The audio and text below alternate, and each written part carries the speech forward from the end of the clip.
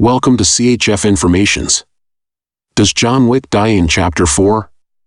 Winston and the Bowery King, Laurence Fishburne, pay their respects at Wick's gravesite. John Wick, loving husband, we can see, were his final wishes. The Bowery King wonders if Wick is in heaven or hell right now. Winston's reaction? Who knows? A smirk on his face is all that is required to fuel 100 fan theories about Wick's ultimate fate. Then there's the well-timed cut to Wick's pit bull, who was adopted at the end of the first film, suddenly snapping his head to look off in the distance at something or someone. He's visibly agitated for the rest of the scene. Could Wick have pretended to die?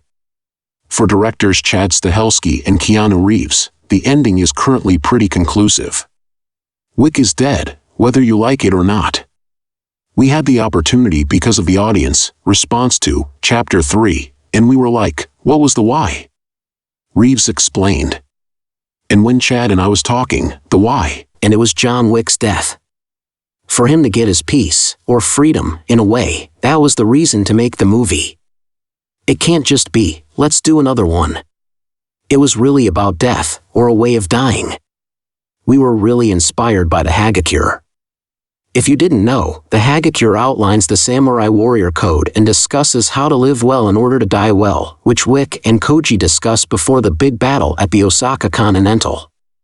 Wick doesn't believe in having a good death, but his actions at the end of Chapter 4 may be as close as he can get. He saves a dog and a former ally/friend's life while also protecting Winston. Of course, the ending is ambiguous enough that Wick could technically still be available. Stahelski also revealed that they shot a different ending scene that was more ambiguous, which is why the dog is looking up. Stahelski is content to leave it up to the audience for the time being. These films are supposed to be mythological fables with consequences. Bad things happen when you do bad things, he told Rolling Stone.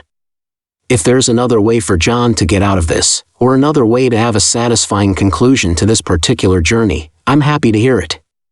But you can't do a whole series about consequence and fate without showing consequence and fate. You have to bring it full circle. Now, did John allow that all to happen just so he could go back to John? I love films or books that are open to interpretation. So Wick is no longer alive. Or perhaps he isn't. For the time being, it's up to you to decide, or maybe it'll come down to the box office, which indicates that John Wick 5 is more likely than ever. That being said, even if Wick were to die, it would not necessarily mean the end of this story and world, as the post-credits scene in Chapter 4 mischievously implies. That's all we have for now. Thanks for watching. Don't forget to like and subscribe.